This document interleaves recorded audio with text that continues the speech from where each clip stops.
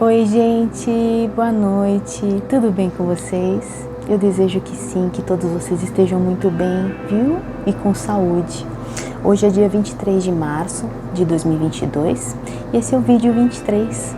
Nós estamos chegando ao final do mês e estou muito feliz, viu, de estar aqui com vocês. Não sei qual hora que você vai estar aí me assistindo, mas aqui já está tarde.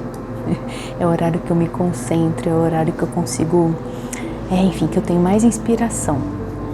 Bom, hoje eu quero falar de um assunto com vocês que é muito importante para mim.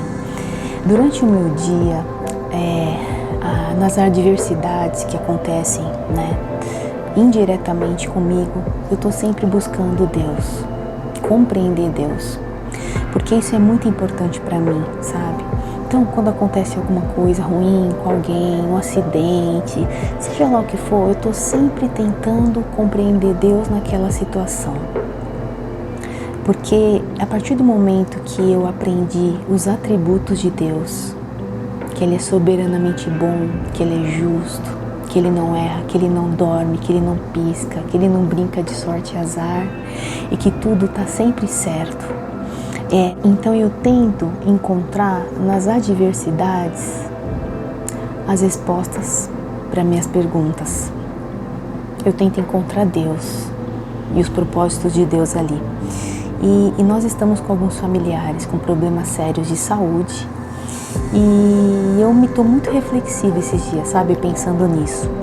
E automaticamente eu me remeti novamente a esse livro, que eu achei que eu não ia voltar mais nele, mas foi necessário. Evolução Espiritual na Prática. Como esse livro me ensina, gente. E eu vou conversar um pouquinho com vocês sobre o capítulo 6. É um capítulo que fala aqui da dor e a dor e a doença como instrumento de evolução. E logo no início do capítulo tem uma frase da Madre Teresa de Calcutá que fala assim: tenha sempre presente que a pele enruga, o cabelo embranquece, os dias convertem-se em anos, mas o que é importante não muda. A tua força e convicção não tem idade. O teu espírito é como qualquer teia de aranha. Atrás de cada linha de chegada há uma linha de partida. Olha que lindo, né? E nós não podemos negar que nós vivemos num universo que possui leis naturais. Gente, tudo nasce, tudo morre, nasce de novo, né? São leis naturais que a gente tem que respeitar e que fogem, né, da nossa capacidade de controle. São leis universais. E aí, é uma evolução constante. Basta a gente observar os animais, as plantas, que a gente vai perceber que o mundo, né, gira, as coisas acontecem independente da nossa vontade, né?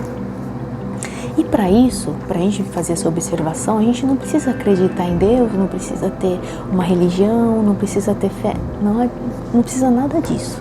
Basta você observar, né? O livro até fala que o mundo não para e evolui o tempo todo como se fosse uma espiral ascendente sem fim, né? E que essas leis não podem ser cessadas pelo homem.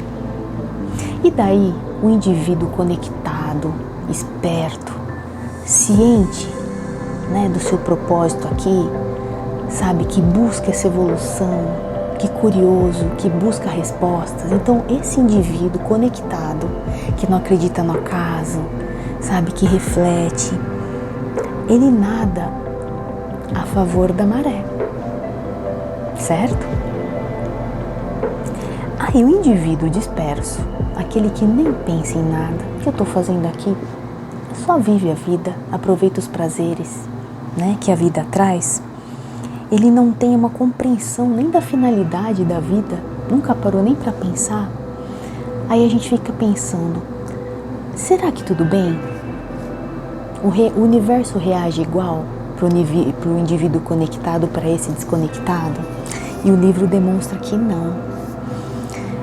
O universo exercerá todo tipo de força ou ação para proporcionar para que essa pessoa caminhe no mesmo sentido das leis naturais. Ou seja, se essa pessoa desconectada ela não está caminhando no sentido do universo, dessas forças naturais que a gente está falando, o universo vai dar uma forçadinha para colocar essa pessoa no eixo. É isso que o livro diz. E essas leis, elas vão agir, essa forcinha que eu estou falando, ela vai agir em qualquer pessoa, independente de raça, de idade, de cor, de país. Não adianta. São leis naturais, vocês entendem? É um padrão que a gente não pode mudar. Então, o livro até comenta que é uma pedagogia divina e natural. É um sistema de ensino automático que garante que tudo e que todos evoluam. Não tem jeitinho brasileiro, não tem preferência. Todo mundo tem que estar dentro dessas leis naturais, dessas leis universais. E as principais ferramentas, quais são as ferramentas que o seu universo usa para colocar a gente na linha? As dores, as doenças, as crises, os sofrimentos, as perturbações, as decepções. Deus se utiliza de tudo isso para promover o nosso aprendizado e a nossa evolução. E aí o livro até pede para que a gente analise, né?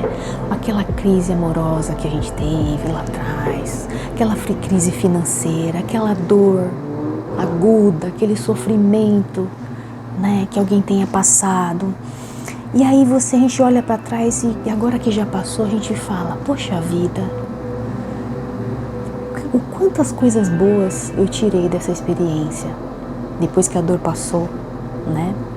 Aí a gente começa a analisar tudo com outros olhos.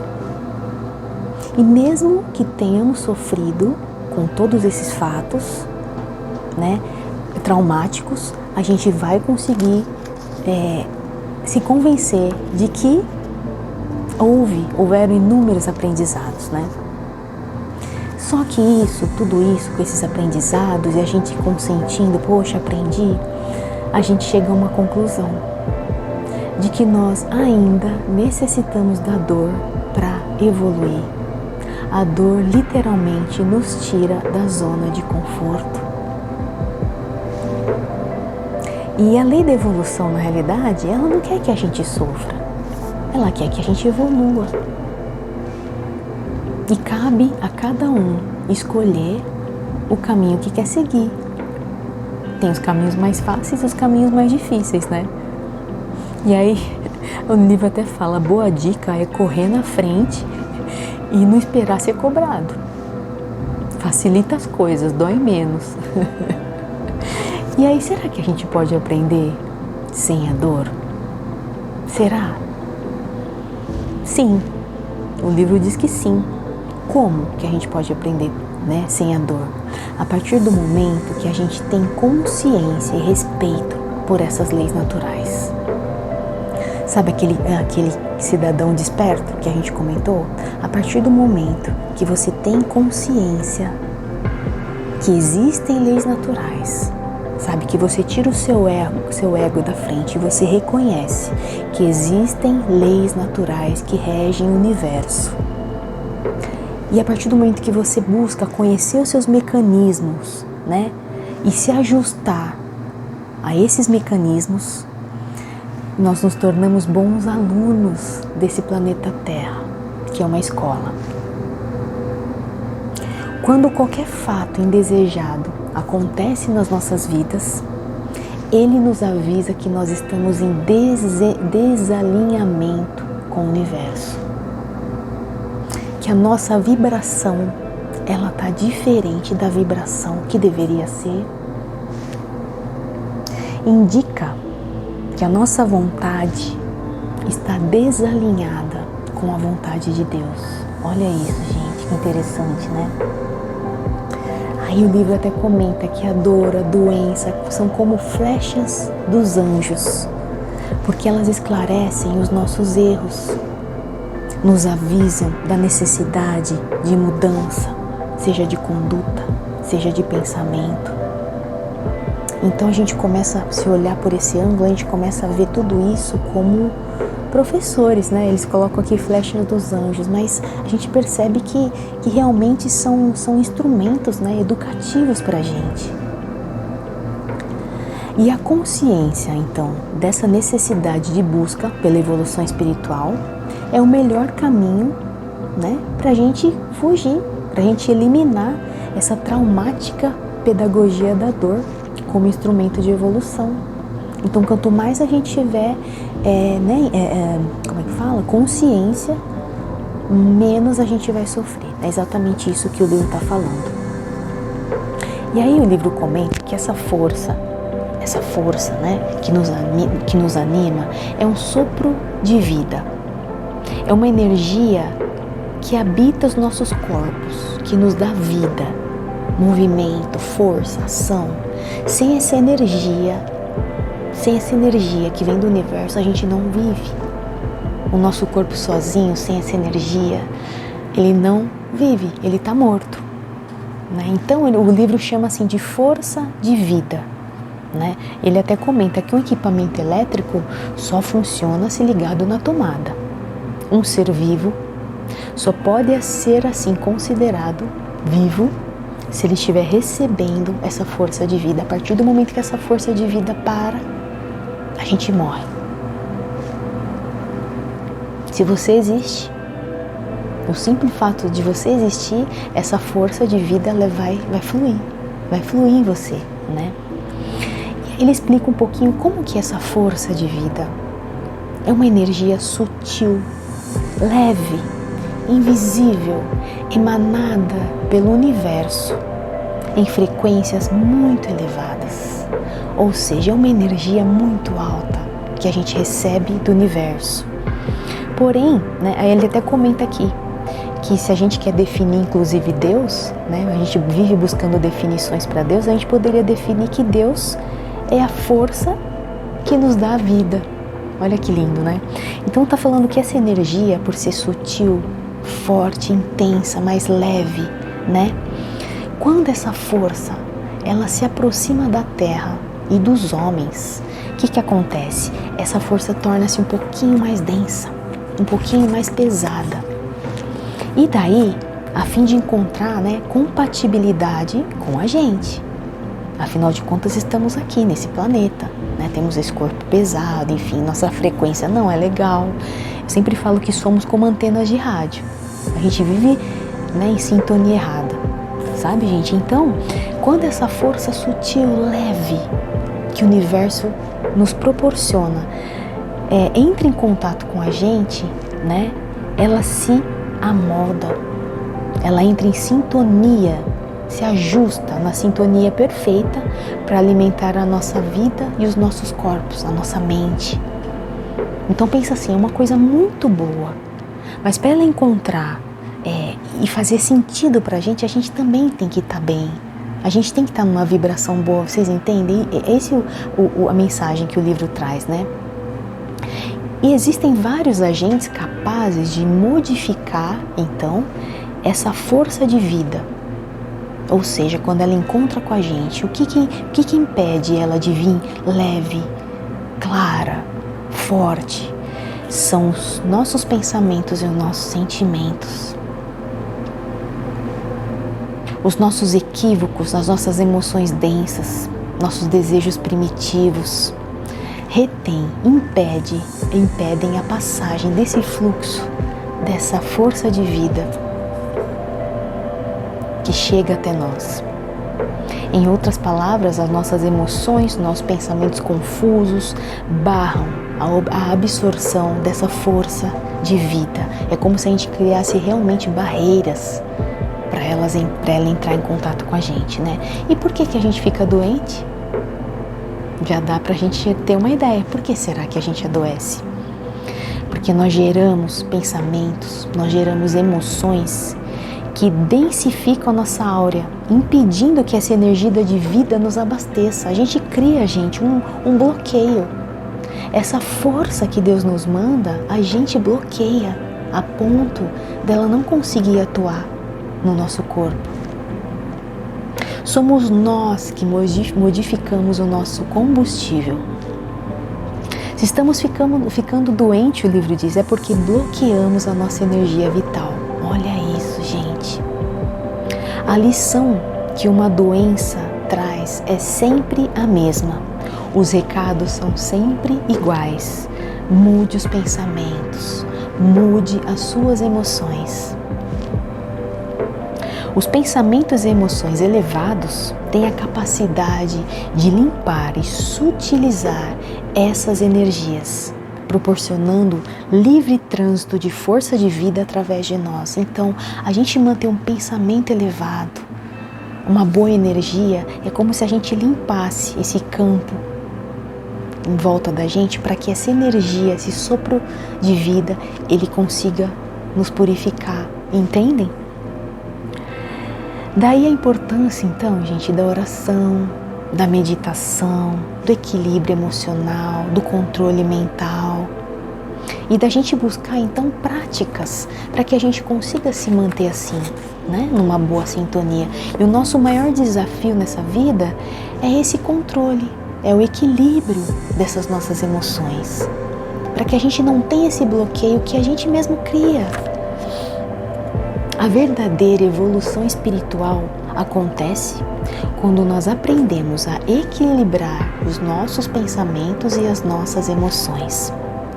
Porque é o sofrimento que tem levado o homem a refletir sobre os seus valores e os seus papéis. Então, infelizmente, quando a gente sofre, a gente para refletir, a gente enxerga a vida de outra forma, a gente fica mais sensível, né? De forma geral, toda dor, toda doença mostra a necessidade de mudança. No entanto, a localização e o tipo de doença tem uma linguagem precisa e direta. Olha só, o livro trouxe aqui, ele está falando aqui que tem vários, né? Na verdade, vários livros que falam sobre a linguagem do corpo. E ele citou algumas coisas aqui, ó. Tem até uma tabelinha, tá vendo que eu grifei? Eu vou só citar alguns exemplos para vocês. Por exemplo, tumores no cérebro, depressões, mal de Alzheimer, Parkinson, esquizofrenia, epilepsia, né? São doenças, dificuldades, né? Sintomas, tá? Qual que é a mensagem que essas doenças nos trazem? Falta de fé, não aceitar o mundo, não crer em Deus, brigar com Deus, rejeitar a sua origem, a sua criação, né? Negligência espiritual. Olha só, se você tem dores de cabeça, sinusite, confusão mental, memória ruim, o que o seu corpo está querendo dizer? Materialismo excessivo, excesso de preocupações na vida, negatividade, raiva do mundo, futilidade, necessidade de controlar as pessoas. Olha, gente, se você tem uma deficiência digestiva, estomacal, uma úlcera, uma gastrite, um câncer de estômago, diabetes, obesidade, hérnia de hiato, olha que isso significa: raiva, medo, insegurança, mágoa, tristeza, nervoso, arrependimento, desejos não realizados, ansiedade, angústia, falta de flexibilidade, carência afetiva, vergonha, culpa. Olha só. Aqui ele fala vários, né? Eu não vou citar todos para vocês, mas, por exemplo, infartos, deficiência pulmonar, câncer de mama. Deixa eu tomar um chazinho para câncer de mama, doenças de sangue em geral.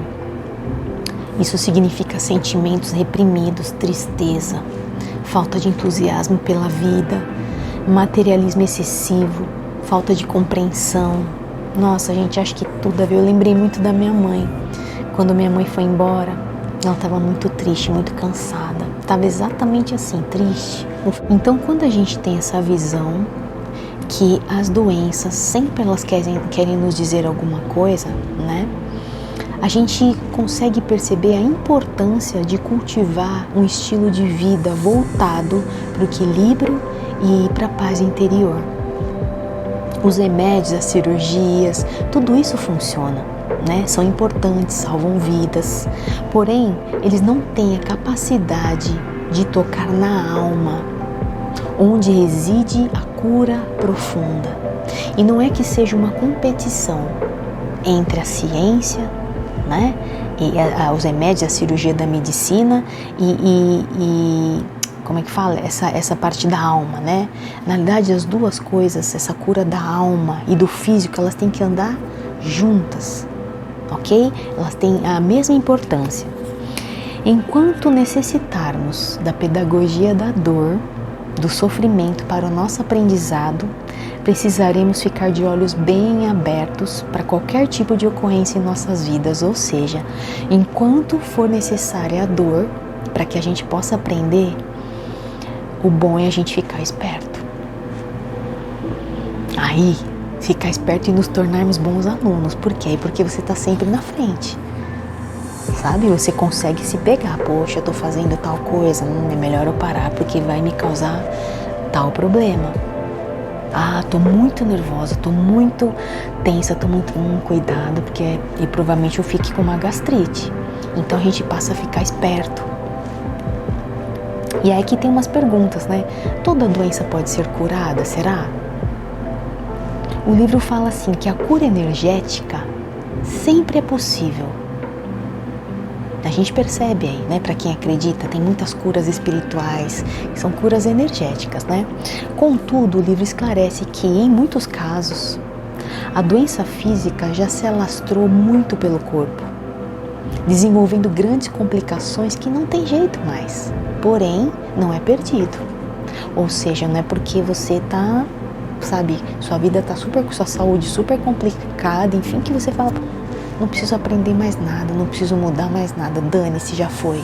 Não, o livro esclarece que, mesmo que o corpo morra, a alma poderá se curar. Então nada é perdido. Nada é perdido. Obviamente que seria melhor a gente acordar antes, né, gente? Se preparar antes. A gente tem que tratar não só o efeito, mas a causa das doenças. Buscar lá dentro o que está causando tudo isso. E aí a gente pode aprender sem a dor, será então? Ah, então todo mundo vai ter que aprender pela dor? Daí o livro finaliza aqui, né? Coloca pra a gente colocar em prática, então. Ah, falou, mas tudo bem, vai. Vamos sair do mundo de Bob, do mundo de fantasia. Como que a gente coloca em prática? E o livro coloca aqui, ó, ações concretas para utilizar esse conhecimento. Como que a gente vai usar tudo isso que a gente está conversando hoje? Não deixe uma dor ou uma doença se prolongar demais na sua vida. Uma vez detectada, comece imediatamente a mudar os seus pensamentos e as suas emoções, evitando que os danos físicos se alastrem. É muito mais simples tratar uma doença quando ela ainda não chegou no corpo físico. Mais uma vez, a gente tem que estar atento, né? Fique atento aos seus pensamentos e seus sentimentos. Quando Jesus dizia orai e vigiai, com certeza ele tinha uma visão muito ampla desse significado. Essa atitude pode ser o seu maior agente de manutenção de saúde e bem-estar. Orai e vigiai, orai e vigiai. Não vamos ficar panguando, gente, vamos ficar despertos, né? Uma vez consciente dessa capacidade que os nossos pensamentos e emoções têm de produzir a doença, entenda definitivamente que você precisa domar seus instintos inferiores. Portanto, todo estilo de vida que contribuir para isso, para serenar o seu ser, ele vai ser capaz de prolongar a sua vida. O melhor plano de saúde que qualquer pessoa pode ter é a compreensão dos fatores que geram tanto a doença como a saúde. E o bom uso do livre-arbítrio, no sentido da construção de uma vida equilibrada em todos os sentidos. Então esse é o melhor plano médico, plano de saúde que a gente pode ter. É essa consciência. Gente, achei sensacional. Me esclareceu muito. O problema é que geralmente a gente acorda quando a gente já está com algum problema no físico. Todos nós temos, eu, vocês, todo mundo. Quando a gente já vai ver, já tá. Na hora que deu a dorzinha, já tá acusando. Tem como cuidar? O livro diz que tem. Melhor seria se a gente conseguisse controlar melhor, dominar melhor os nossos pensamentos, as nossas emoções, para que aquela força de vida, ela consiga entrar no nosso ser e fluir. É isso que a gente precisa.